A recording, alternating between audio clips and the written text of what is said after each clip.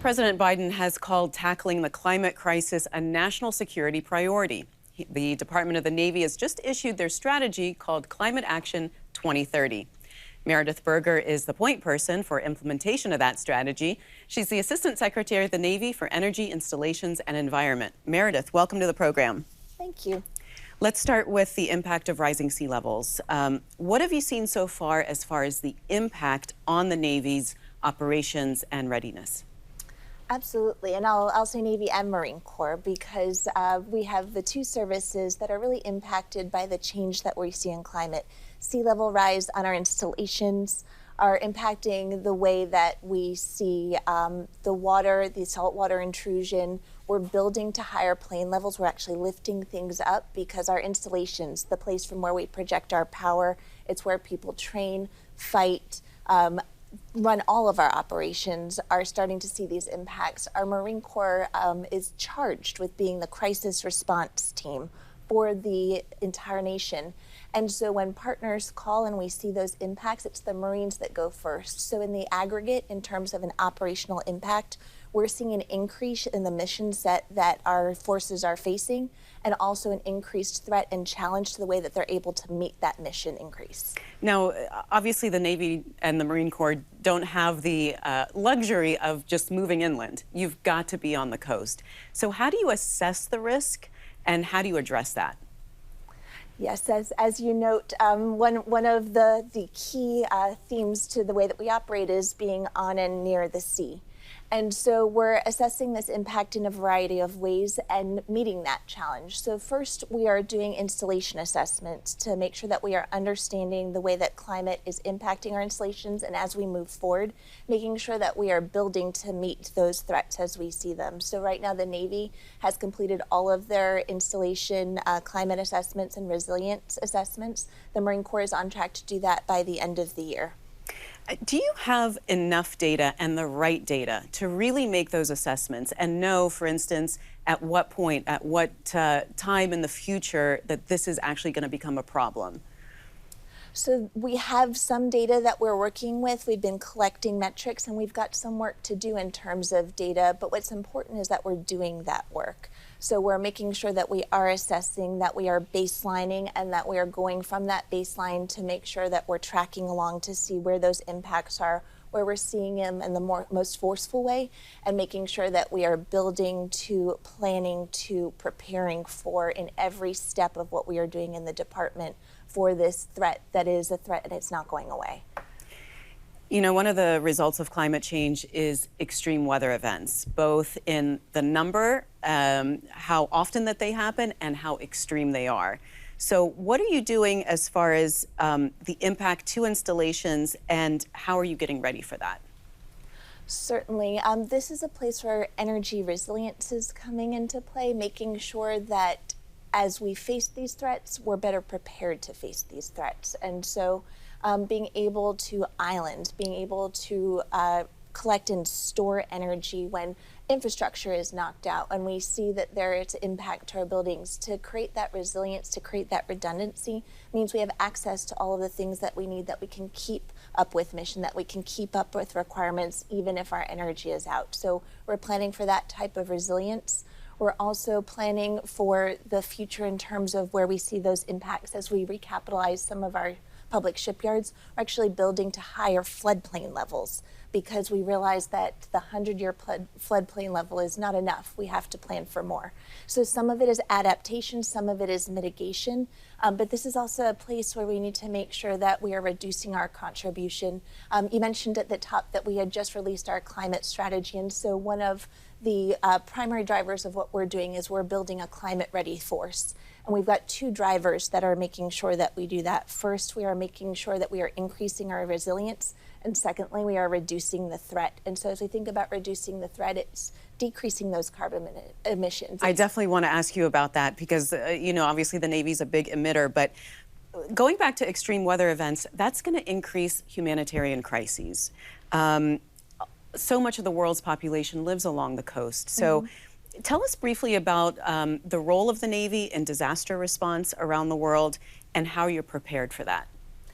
Absolutely. This is a place where our Marine Corps, our crisis responders really come into play. So you see a lot of that missions that is that humanitarian assistance and disaster relief.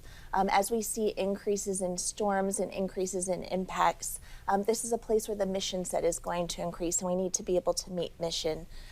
This is a place where partnership is really important, both in showing that we are good partners because we are the responders and we're there to help, but also understanding how we work together to make sure that we are reducing the overall contribution.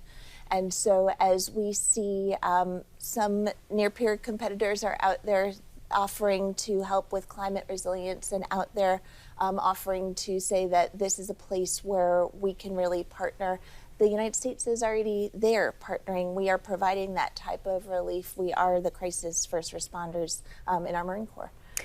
You know, the Secretary of the Navy has said that for the department, quote, bold climate action is a mission imperative. Meredith, tell me what's bold about this climate action plan. I'll start with the word action. So as we set out our objectives and we make commitments to be able to not only do better for the Navy and the Marine Corps, but the entire Department of Defense, the nation, and our global partners.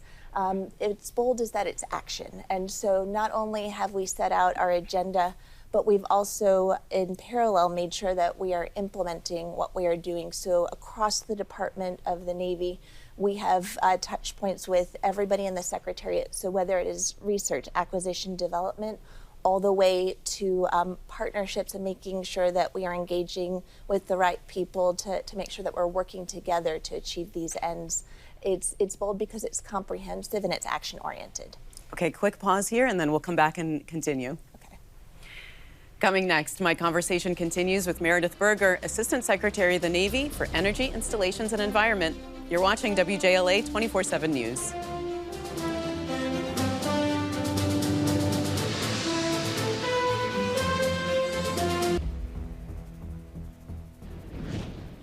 I'm back with Meredith Berger. She's the Assistant Secretary of the Navy for Energy, Installations and Environment. Meredith, I want to ask you about reducing the Navy's carbon footprint. What's the plan for alternative energy sources and renewables? So, of course, we rely a lot on fuel at the Department of Navy to be able to operate some of these platforms. It is a clear dependency that we have, but right now we're working hand in hand with industry to make sure that we are finding solutions as they move forward in their research that are going to meet what our requirements are. And so that's a place that we realize that we have a big contribution towards the carbon footprint, but also a lot of opportunity in terms of how to reduce it with the right partnership with industry. So that's a place that we are engaged. Secondly, it's not just one part in terms of fuel, though it's a major part. Next is making sure that we're managing comprehensively what our carbon footprint looks like. We're fortunate to manage more than 5 million acres of land at the Department of Navy, between Navy and Marine Corps, and so we have an opportunity to engage in carbon capture. Blue carbon is another place that we're working with nature to make sure that not only are we going after our dependencies, but also using our assets to make sure that we're comprehensively drawing down. So as you said, you know, this would apply both to land installations and also the Navy's ships and aircraft.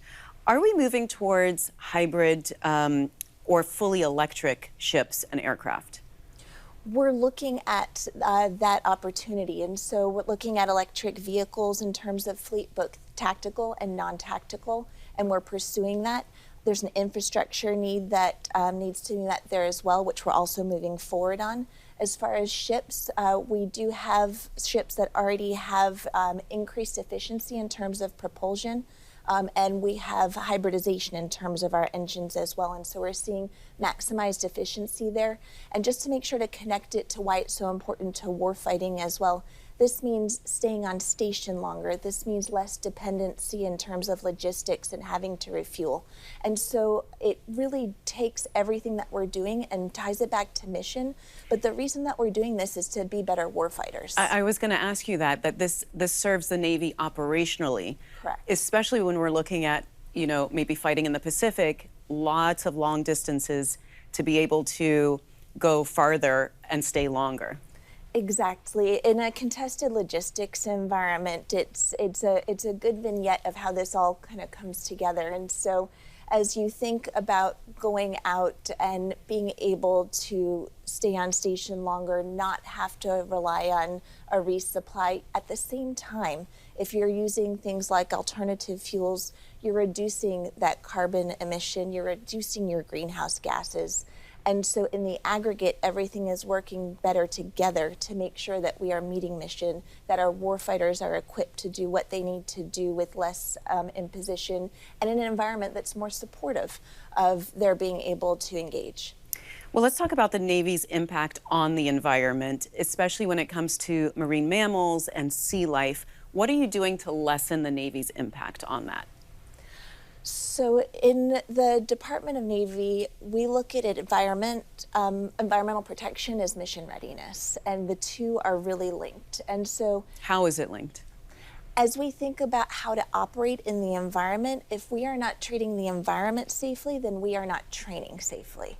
And so in order to make sure that we are protecting our environment for the species that are there, for biodiversity, it also means training safely. If we have some sort of mishap involving some sort of marine life or anything else, not only have we impacted that environment, we also can't train safely.